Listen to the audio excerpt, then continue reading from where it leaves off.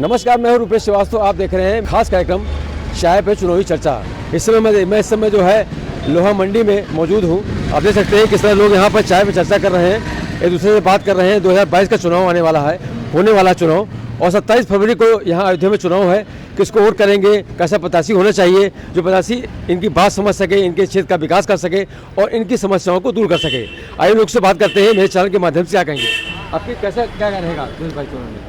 निर्णय भैया, आम जनता, ये चुनाव ऐसा होना चाहिए, पब्लिक ऐसा चाहती है कि भूखे को खाना मिले, गरीब को जो है वो मिले समझे, और रोजगार मिले। हमारी यही अपनी जो है योजना। सरकार का क्या कहना है? सरकार का हमारा ये है कि अब सरकार, आम जनता किसको चाहती है। अब हमारे कहने से तो सरकार बन नहीं जाएगी। हम कहेंगे समाजवादी की सरकार आ जाएगी तो आ जाएगी।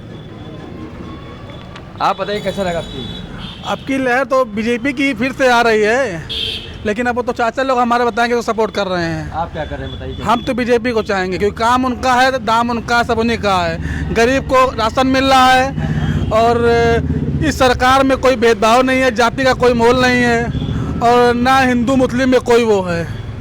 5 साल की सरकार में कोई भी दंगा नहीं हुआ अभी तक इस सरकार में, ये जान लीजिए। और 75% जो गरीब आवास योजना बन रही है उसका लाभ मुस्लिम लोग पा रहे हैं। तो और सरकार विरोधी कैसे बता सकते हैं इसको हम, इसलिए बीजेपी को जाना चाहिए। भैया कैसे रहेगी सरकार? पब्लिक तो बदलाव चाह रही है और जैसा हम आप सोशल मीडिया पे देखते हैं उसके हिसाब से तो पब्लिक बदलाव चाह रही है कि इनके द्वारा किए गए कार्य, और वाकई किसी भी राजनीतिक दल, कोई भी राजनीतिक दल हो, कुछ ना कुछ तो कमियां रहती हैं। चाहे वो सपा हो, चाहे बसपा हो, चाहे भाजपा हो, कुछ ना कुछ कमियां रहती हैं। उसी को हर आदमी एक अपना अलग पॉइंट ऑफ व्यू बना के चलता है कि नहीं ये अच्छा है, ये ख़राब है। लेकिन जैसे सोशल मीडिया पे देखा जा रहा है उस हिसाब से तो पब्लिक अब की बदलाव चाह रही है। बाबूजी बताइए कैसा रहेगा? बिल्कुल सही कह रहे हैं भाई साहब, बदलाव चाहती है, दुखी भी है इससे। तो पब्लिक बदलाव चाहती है और हो सकता है कि कोरोना की वजह से हो, लेकिन कोरोना की वजह से जब फैज़ाबाद में 400 केस थे तो लॉकडाउन लग गया था। कल शाम तक के 672 केस हैं, अभी तक लॉकडाउन का पता नहीं। तो ये सब अपनी राजनीति से, कब लॉकडाउन लगना है कब नहीं लगना है, ये इनकी अपनी राजनीति होती है। बस आप बताइए, नौजवान हैं। बीजेपी सरकार सबसे बढ़िया सरकार है। और भाई साहब जो बता रहे हैं कि कोरोना तो भाई है ही है, और इस सरकार में जो है बीजेपी ने बहुत अच्छे काम किए हैं। वैक्सीन अधिकतर लोगों को लग चुकी है और लग भी रही है। फिर से जो है योगी सरकार। आप बताइए कैसा रहेगा आपकी? बीजेपी सरकार एक ऐसी सरकार है जो सबका साथ सबका विकास। बीजेपी जो कहा उसने वो किया, तो इसलिए अयोध्या में आएगी तो बीजेपी आएगी। 5 साल कैसा कर रहा? 5 साल बहुत अच्छा रहा, किसी को किसी प्रकार की कोई कष्ट नहीं हुआ। अच्छा बार राम मंदिर का फैसला आया, उस पर कोई ना दंगा ना कोई फसाद, साग उसाल सब कुछ हो गया। इसलिए बीजेपी सरकार बेस्ट सरकार। आप बताइए कैसा रहेगा आपकी? फिलहाल बीजेपी तो बहुत सही है और जिस हिसाब से वो कार्य करता है, गरीबों के लिए बहुत कुछ किया, अन्न दिया, रोजगार छोड़ के बाकी और सब कुछ दिया। बस यही है युवा लड़कों के लिए जो ये नई वैकेंसी नहीं निकले, बस इसी चीज़ की कमी है। बाकी और सारा कार्य तो वो खुद ही कर रही है। इस बीजेपी से तो सभी लोग संतुष्ट हैं। फिलहाल हम भी संतुष्ट हैं, हम फिर ही चाहते हैं कि ये बीजेपी ही आए। जी आप बताइए। बीजेपी सरकार बहुत अच्छी है, इसमें कोई दो राय नहीं है, लेकिन युवाओं के लिए वैकेंसियाँ निकालें। वैकेंसी बहुत कम निकाल रहे हैं और धारा 370 हटाया मोदी जी ने, ये सब बहुत अच्छा कार्य है। सम्मान निधि दे रही है, किसान सम्मान निधि दे रही है और सारी चीज़ें दे रही है, ये सबसे बहुत अच्छा है। 5 सरकार कैसा रहा इनका? बढ़िया रहा, बहुत अच्छा रहा। कोई दंगा प्रसाद नहीं हुआ। सरकार जो काम कही वो काम किया अपना, और राम मंदिर का फैसला सुनाया 5 सालों में, और यहाँ काशी विश्वनाथ कॉरिडोर भी बनवाया, और बहुत सारे अच्छे कार्य किए हैं योगी जी ने, और मोदी जी भी कर रहे हैं। दोनों सरकारें आएंगी, केंद्र में भी राज्य में भी। रहेगा आपकी 2022 चुनाव? योगी जी ही आएंगे। योगी जी ने बहुत अच्छा कार्य किया है और ईमानदार हैं। सबसे बड़ी चीज़ ईमानदार हैं, वो भ्रष्टाचार वो नहीं है उनके अंदर, ना ही उन्होंने किसी को करने दिया। और हम लोग यही चाहते हैं कि योगी जी फिर से आएँ। अच्छा, आप बताइए। हमारा भी कहना है कि हमारे योगी जी सरकार बने, पूर्ण मोहम्मद से सरकार बने। जो राम को लाए हैं हम उनको लाएंगे। जय जय योगी बाबा, जय जय योगी बाबा, भूखे को दे दे भोजन, प्यासे को दे दे पानी। जय जय योगी बाबा, जय जय योगी बाबा, जो राम को लाए हैं हम उनको लाएंगे। आप बताइए कैसा लग रहा है? जय श्री राम। बस योगी बाबा आ रहे हैं फिर दोबारा। 5 साल में कैसा कर रहा हूँ? बहुत अच्छा कार्य था इनका। भ्रष्टाचार मुक्त प्रदेश बना दिया, गुंडों को समाप्त कर रहे हैं। इससे अच्छी सरकार और कोई नहीं। जय श्री राम। कैसा रहेगा तो बताइए प्लीज। हम वो दिन नहीं भूले जब मंदिरों के लाउड स्पीकर बंद हो जाते थे। हम आज वो दिन नहीं भूले जब हम होली अपने घर के अंदर मनाते थे। आज हम अयोध्यावासी शेष जीवन में इससे अच्छा कोई दिन ही नहीं हो सकता कि हमारे रामलला का भव्य मंदिर बन रहा है। 22 की बात नहीं करते, हम 27 की बात करते हैं कि हर बार योगी सरकार, बार योगी सरकार, जय जय योगी सरकार। 27 में भी बनेगी। तो आपने सुना जिस तरह लोगों ने कहा कि अब की बार योगी सरकार। सबकी जितने भी यहाँ युवा थे उनका ये कहना था, जो लोग यहाँ पर थे मौजूद थे उनका भी कहना ये था।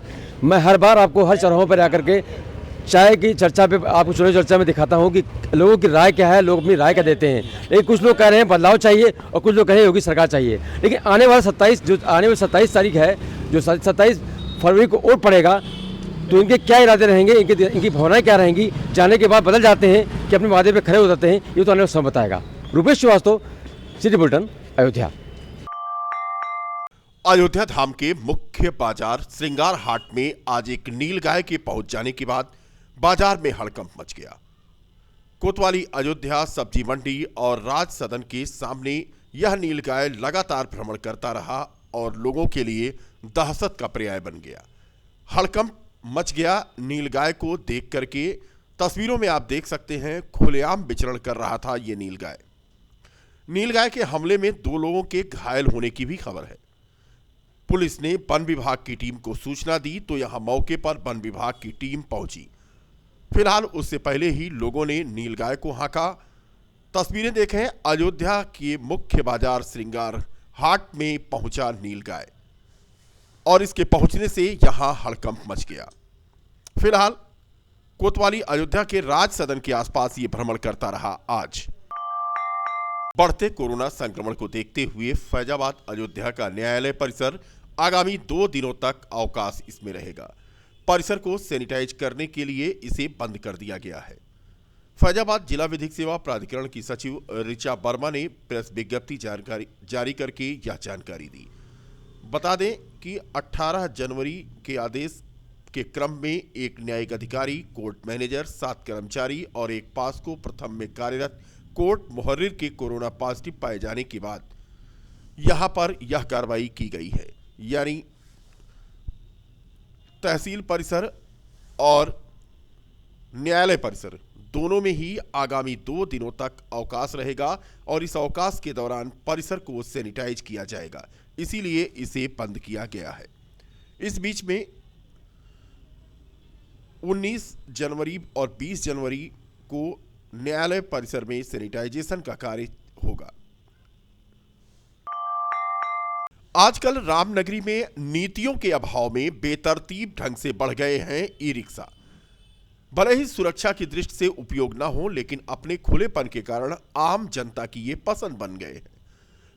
अब यहां पर जरूरत है नासूर बनते जा रहे ई रिक्शा के इलाज की। सड़कों पर बेरोक-टोक नाबालिग चालक बिना नंबर प्लेट के ई रिक्शा दौड़ा रहे हैं और लोगों की जान खतरे में डाल रहे हैं। यातायात और संभागीय परिवहन विभाग के अधिकारी इस ओर कोई ध्यान नहीं दे रहे। मुख्य सड़कों पर सुगम यातायात व्यवस्था के लिए नासूर बन चुके ई रिक्शा कभी भी आपके लिए हादसे का सबब बन सकते हैं। यूं तो मुख्य सड़क पर इनका संचालन प्रतिबंधित है, लेकिन पुलिस और परिवहन विभाग की नाकाम कार्यप्रणाली इनके लिए वरदान बनी हुई है।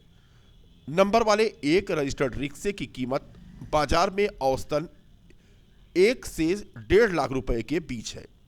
इसमें 1 साल का इंश्योरेंस, रजिस्ट्रेशन, लाइसेंस बनवाने की लागत शामिल है।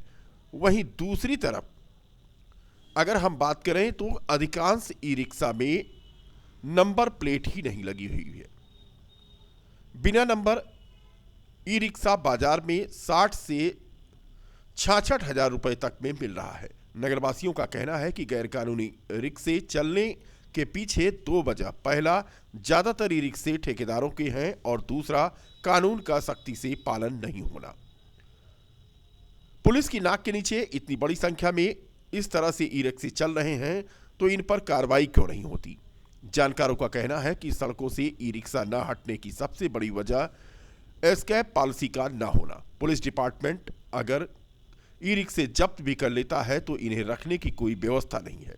एस्क्रैप पर कोई नीति न होने की वजह से इन्हें नष्ट भी नहीं किया जा सकता है। पुलिस और परिवहन विभाग की नाकाम कार्यप्रणाली इसके लिए वरदान बनी हुई है।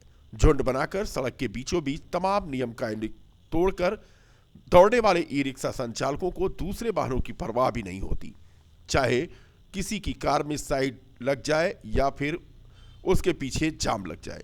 बिना इशारा दिए सड़क पर यू टर्न लेना और कहीं भी ई रिक्शा घुमा देना ई रिक्शा चालकों की आदत बन गई है। कोई कार या 2 पहिया चालक इनसे उलझ जाए तो उसकी खैर नहीं, इनका कुनबा मारपीट पर उतारू हो जाता है। प्रशासन कब तक इनका संचालन तय नियमों के अनुसार करा पाएगा, अब यह बड़ा सवाल बन गया है। सिटी बुलेटिन के लिए राहुल श्रीवास्तव की रिपोर्ट।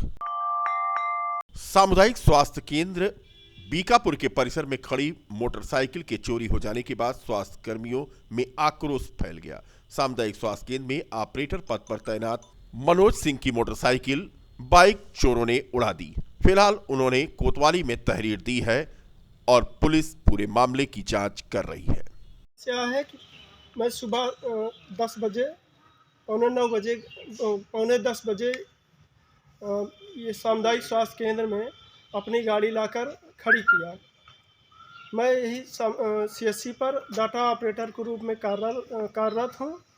मेरा नाम मनोज कुमार सिंह है, जो कि मिल्कीपुर से प्रतिदिन यह ड्यूटी के लिए सामुदायिक स्वास्थ्य केंद्र बीकापुर आता हूँ।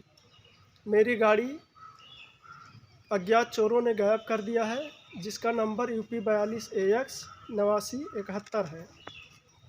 मैं चाहता हूँ उन अज्ञात चोरों को जल्द से जल्द पुलिस गिरफ्तार करे, जिसकी सूचना हमने अपने अधीक्षक तथा कोतवाली बीकापुर में उपलब्ध करा दिया है। जीआरपी पुलिस ने जहर खुरानी के शिकार युवक को एम्बुलेंस के जरिए आज जिला चिकित्सालय पहुंचाया।